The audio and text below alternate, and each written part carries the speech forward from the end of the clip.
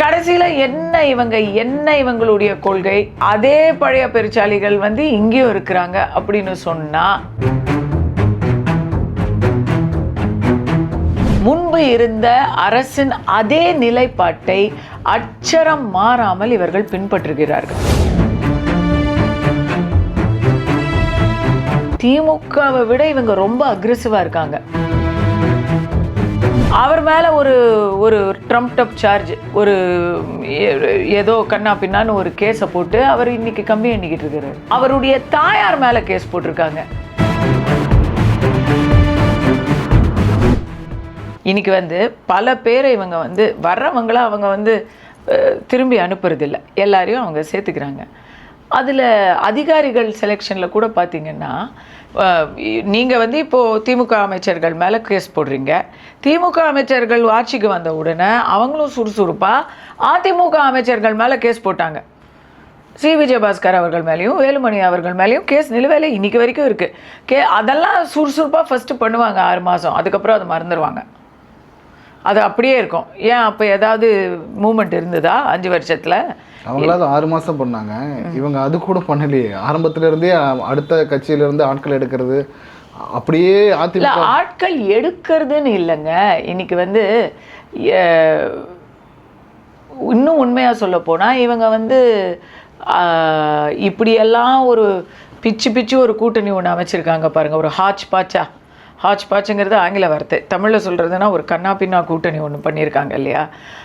அது இல்லாமல் நேரடியாக அதிமுகவுடைய கூட்டணி வச்சுருந்தா இந்த அளவுக்கு ஒரு ஸ்திரத்தன்மையை பற்றின ஒரு கேள்வியே வந்திருக்காது. அதனால தான் இன்றைக்கி அவங்க வந்து எல்லாரையும் வரவேற்கும் ஒரு நிலையும் இருக்குது. பிகாஸ் நாளைக்கு வந்து அவங்க உள்ளாட்சியத்தை சந்திக்கணும், பாராளுமன்றத்தை சந்திக்கணும். நடுவுலையே இப்போ இவங்களுடைய 108 இடங்கள், 107 இடங்கள் இருக்குது. அது பத்தாது, எந்த நிமிஷத்துலேயும் அழுத்தம் வரலாம். ஏன் 2 நாள் முன்னாடி கூட முஸ்லீம் லீக் அவங்கக்கிட்ட வெளிப்படையாகவே கொடுத்த அழுத்தத்தை நம்ம பார்த்தோம். ஸோ அவங்க சுதந்திரமாக செயல்படணுன்னா அவங்களுக்கு எல்லோரும் தேவை. இன்றைக்கி நான் கேள்விப்படுறது, அதிமுகலேருந்து போன 2 அமைச்சர்களுக்கு மீண்டும் அமைச்சர் பதவி கொடுக்கக்கூடிய சூழ்நிலையை அவங்க உருவாக்கி தந்திருக்கிறாங்க. இடைத்தேர்தல் முடிவை பொறுத்து அவங்களுக்கு அது நடக்கும் அப்படின்னெல்லாம் நம்ம கேள்விப்படுறோம். ஓகே, கடைசியில் என்ன இவங்களுடைய கொள்கை, அதே பழைய பெருச்சாளிகள் வந்து இங்கேயும் இருக்கிறாங்க அப்படின்னு சொன்னால், அப்போ என்ன நீங்கள் புதுசாக பண்ண போகிறீங்க அப்படிங்கிற கேள்வி வருது.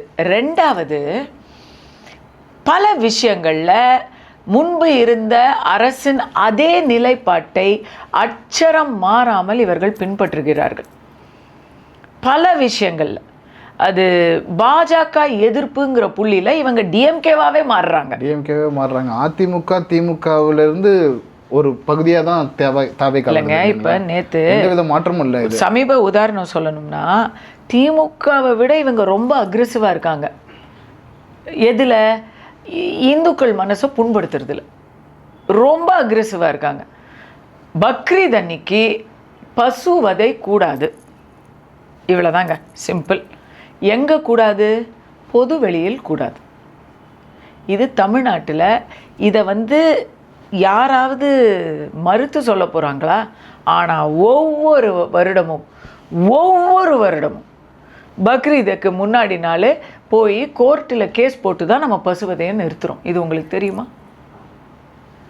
யாராவது இப்போ ஒருத்தர் வந்து பிரியாணி சாப்பிடாதீங்க, பீஃப் பிரியாணி சாப்பிடாதீங்க அப்படின்னு நம்ம சொல்கிறதே இல்லை.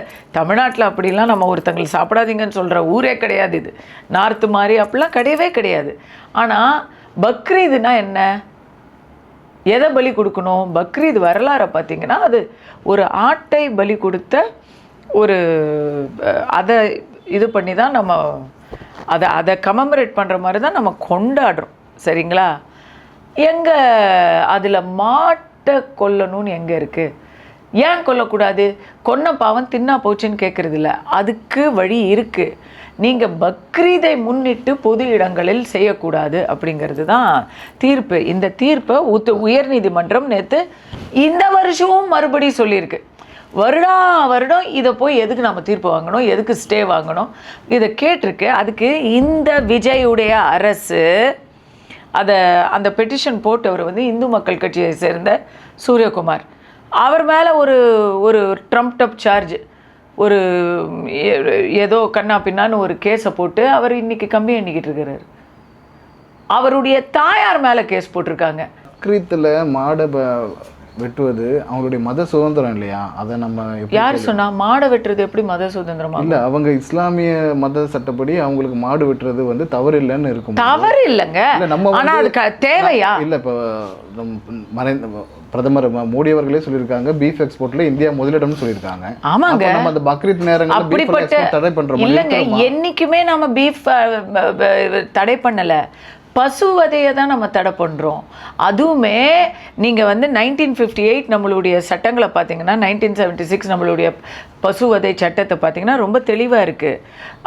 அடிமாடுகள் இல்லை எதுக்குமே வந்து இனிமேல் இது இல்லை அப்படிங்கிற மாடுகள், அப்புறம் பர்மிஷன் சரியானபடி எடுத்துக்கொண்ட புரோட்டோகால்கள் இதெல்லாம் இருக்கும் பொழுது தினமுமே நீங்கள் பீஃப் ரெடி பண்ணலாம். ஸ்லாட்டர் ஹவுஸ்னு இருக்குது, கசாப்பு கடைகள், ஸ்லாட்டர் ஹவுஸ், இதுக்கெல்லாம் வந்து அங்கீகரிக்கப்பட்ட இடங்களில் நீங்கள் தாராளமாக செய்யலாம். ஆனால் எங்களுடைய மதம் இதை கேட்குது அப்படின்னு நீங்கள் செய்யும்போது எல்லோரும் சகோதரர்களாக ஒரு தீபம் ஏற்றினாலே இஸ்லாமியர்களுக்கு மனசு புண்பட்டுருன்னு நீங்கள் சொல்கிறீங்களா? அதை போய் அது வந்து ரொம்ப அது ஆக்சுவலி அந்த தவறான கண்ணோட்டத்தை இஸ்லாமியர்கள் மேலே திணிக்கக்கூடாது. அது ஏன் சில ஆண்டுகளாக மட்டும் இந்த தீபம் பிரச்சனை வந்துட்டு இருக்கு? திமுக ஆட்சியில் இருந்தது, நாடாளுமன்ற தேர்தலுக்கு திமுக ஆட்சியில் இருந்தது. அவங்க அப்படித்தான் ஏற்றி விடுவாங்க. யாரும் இத்தனை வருஷம் வந்து அதாவது கீழே ஏற்றிட்டு இருந்த தீபத்தை மலை உச்சியில் ஏற்றணும் அப்படின்னு சொன்னாங்க. இதை வந்து எந்த பிரச்சனையும் இல்லாமல் நிறைவேற்றிருக்கலாம். இதுவே வேற ஒரு கவர்மெண்ட்டாக இருந்தால் நிறைவேற்றிருக்கும். இதில் வந்து அங்கே இருந்த தர்காவுக்கும் இதுக்கும் சம்மந்தமே இல்லை, இருக்கிற தர்காவுக்கும் இங்கே சம்மந்தமே இல்லை. அவங்க யாரும் இதை வந்து கண்டுக்க கூட இல்லை. அதை ஊதி ஊதி பெருசு பண்ணி கோர்ட் ஆர்டரை அவமதித்து இப்படி பல விஷயங்களை திமுக அரசு செஞ்சிச்சு.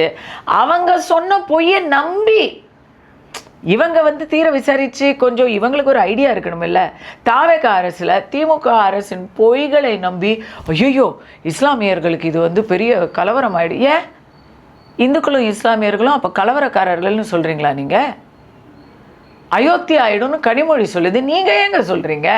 அவங்களுக்கு அது அரசியல், நீங்கள் வரலாறு தெரிஞ்சு தானே சொல்லணும். அதுக்கும் இதுக்கும் ஏதாச்சும் சம்மந்தம் இருக்கா?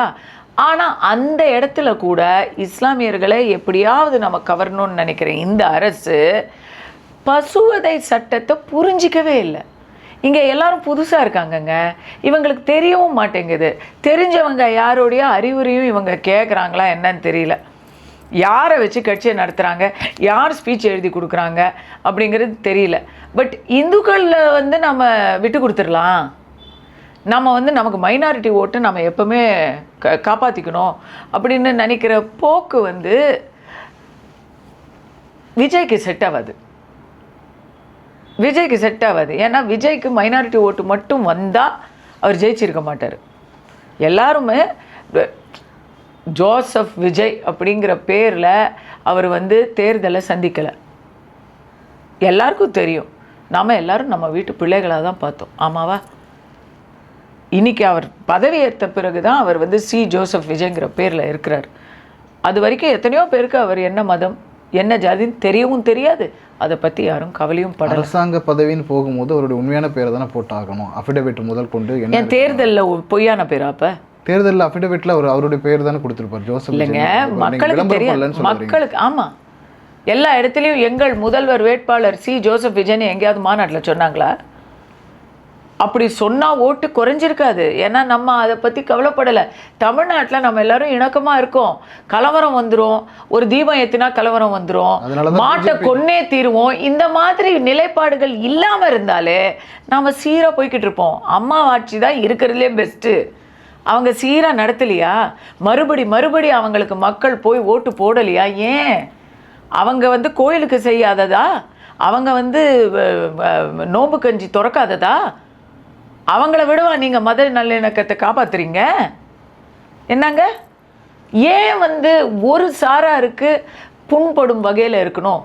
நவாஸ்கனி போய் கோயிலில் போய் படிக்கட்டில் உட்காந்து பிரியாணி தின்னாரு, அதை நீங்கள் அப்போ அதே மாதிரி தான் நீங்கள் செய்கிறீங்களா? எதுக்கு போய் ஒவ்வொரு தரமும் கோர்ட்டில் போய் ஆர்டர் வாங்கிட்டு வரணும்?